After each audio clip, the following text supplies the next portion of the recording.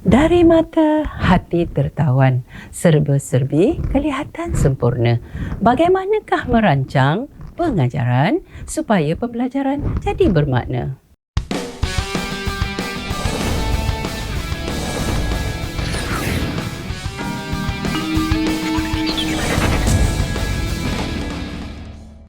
Bismillahirrahmanirrahim. Assalamualaikum warahmatullahi wabarakatuh dan salam sejahtera. Seorang guru yang berkesan sentiasa merancang pengajaran dan mereka bentuk pengalaman pembelajaran pelajar agar pelajar memperoleh manfaat sebaik mungkin daripada sesi pembelajaran mereka. Semua pembelajaran perlu dirancang dengan teliti bagi menyediakan pengalaman pembelajaran yang menarik perhatian, meningkatkan keterlibatan dan menyeronokkan. Perancangan juga boleh meningkatkan keyakinan guru dan mengehadkan skop pengajaran dan pembelajaran supaya masa yang ada dapat dimanfaatkan sepenuhnya. Saya harap selepas ini kamu boleh mereka bentuk pengalaman pembelajaran dan menulis rancangan pengajaran harian yang baik. Apa itu rancangan pengajaran harian?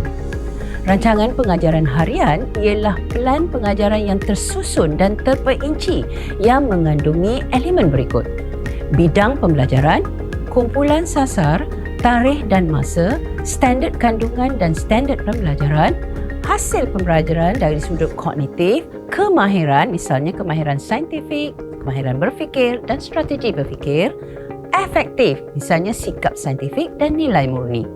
Konsep saintifik utama, kaedah pengajaran dan pembelajaran utama, kaedah dan alat pentaksiran, bahan, peralatan dan bahan sumber, langkah berjaga-jaga, pengetahuan sedia ada pelajar, aktiviti pengajaran dan pembelajaran, dan aktiviti pentaksiran hasil pembelajaran.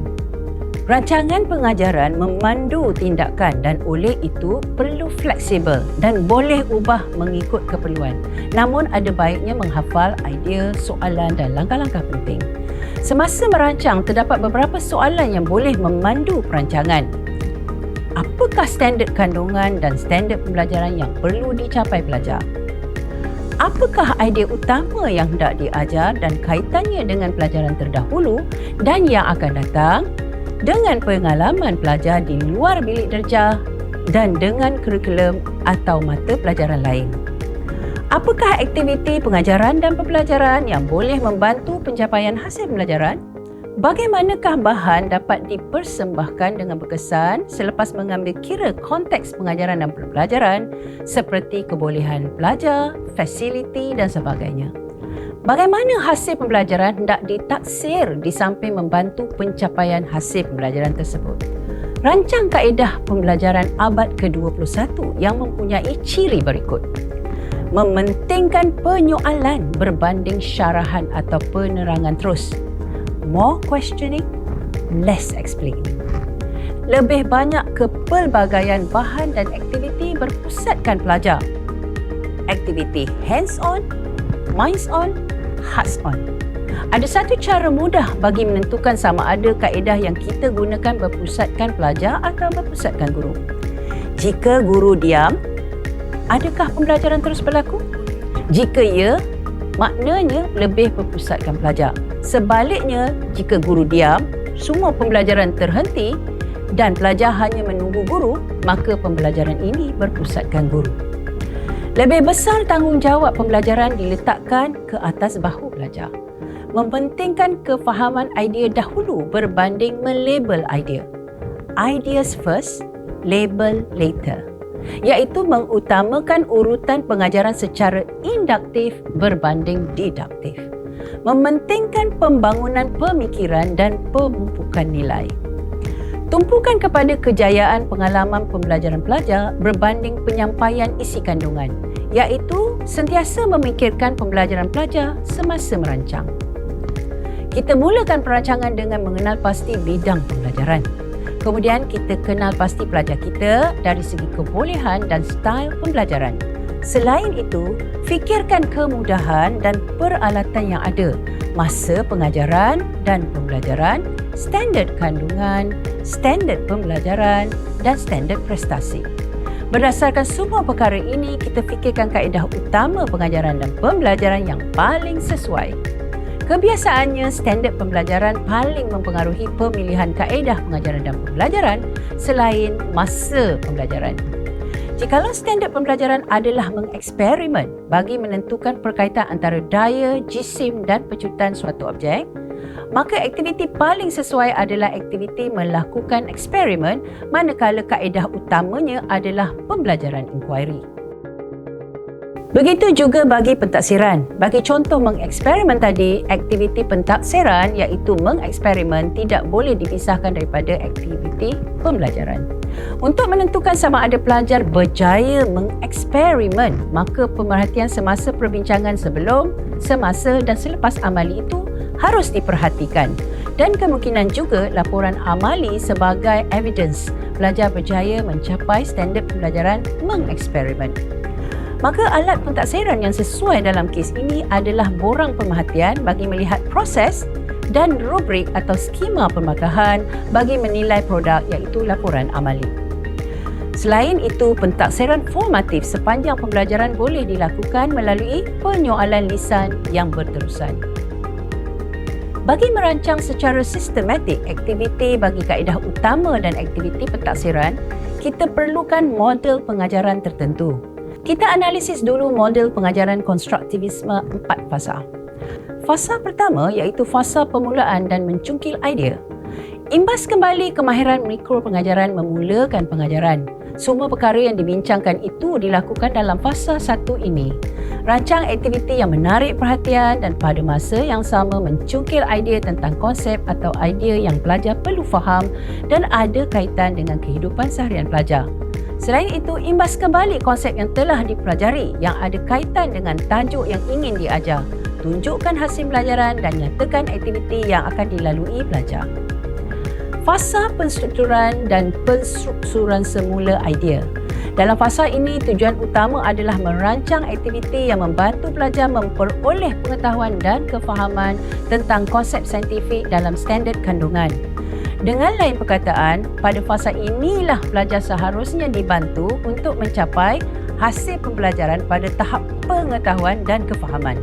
Aktiviti dalam fasa ini bergantung kepada kaedah utama yang dirancang. Misalnya, kalau dirancang kaedah pembelajaran inquiry, maka aktiviti dalam fasa ini perlulah menggambarkan kaedah inquiry, iaitu bermula dengan soalan inquiry, diikuti dengan aktiviti penerokaan atau penyiasatan, mengumpul dan menganalisis data, mentafsir data, membuat kesimpulan, membentang dapatan dan akhirnya membuat refleksi.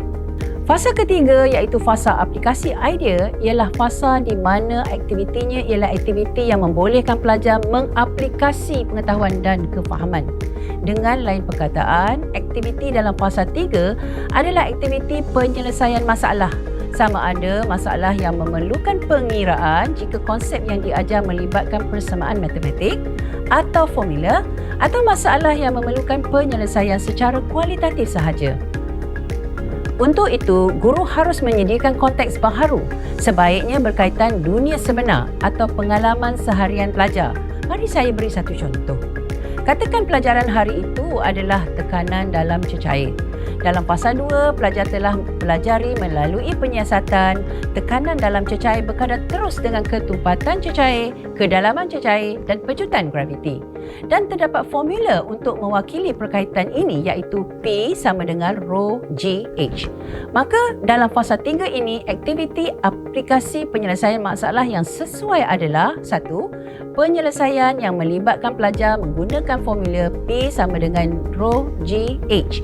Dan kedua, penyelesaian secara kualitatif sahaja. Misalnya bertanya kepada pelajar, mengapa tangki air sentiasa diletakkan pada kedudukan yang tinggi?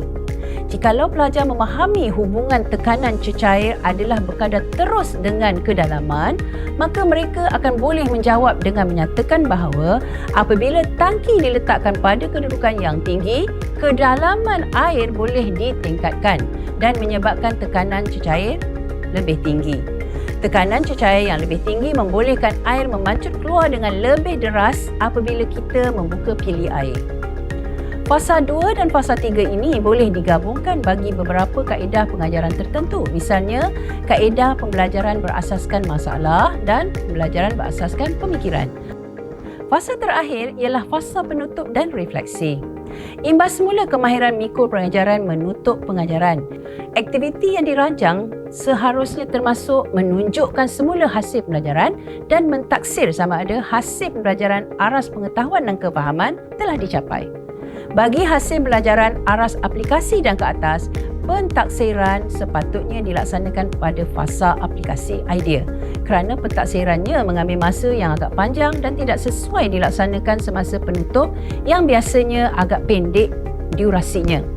Pelajar juga membuat refleksi ke atas pembelajaran mereka sama ada refleksi tentang pengetahuan baharu yang mereka peroleh, kemahiran yang dibina dan sikap atau nilai yang mereka hayati semasa pembelajaran berlangsung. Mari kita imbas kembali apa yang perlu ada dalam sebuah rancangan pengajaran harian. Bidang pembelajaran, kumpulan sasar, tarikh dan masa, standard kandungan dan standard pembelajaran, hasil pembelajaran dari segi kognitif, kemahiran, efektif, konsep saintifik utama, bahan peralatan dan bahan sumber, langkah berjaga-jaga, kaedah pengajaran dan pembelajaran utama, kaedah dan alat pentaksiran, pengetahuan sedia ada pelajar, aktiviti pengajaran dan pembelajaran, aktiviti pentaksiran hasil pembelajaran. Bagi video terakhir ini, saya suka memetik kata-kata hikmah daripada Benjamin Franklin. If you fail to plan, you plan to fail. In other words, success doesn't happen by accident. Namun bagi orang Islam, kita percaya juga semua kejayaan atau kegagalan adalah dengan izin Allah Subhanahu Wa Taala. Yang penting kita buat yang terbaik dengan penuh keikhlasan. Wabillahi taufiq wal hidayah. Wassalamualaikum warahmatullahi wabarakatuh.